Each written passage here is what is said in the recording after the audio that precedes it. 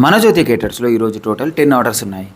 Orders హైదరాబాద్లో ఉన్న different locations అంటే పటాన్చెరు నుంచి పోచారం వరకు డిస్పాచ్ చేశాము. బిగ్గెస్ట్ ఆర్డర్ వచ్చేసరికి 220 మెంబర్స్ అండ్ స్మాలెస్ట్ ఆర్డర్ 30 మెంబర్స్కి చేశాము. పోచారంలో 100 మెంబర్స్, కర్మన్ఘట్ 110 మెంబర్స్, కోకాపేట్కి 150 మెంబర్స్కి డిస్పాచ్ చేశాము.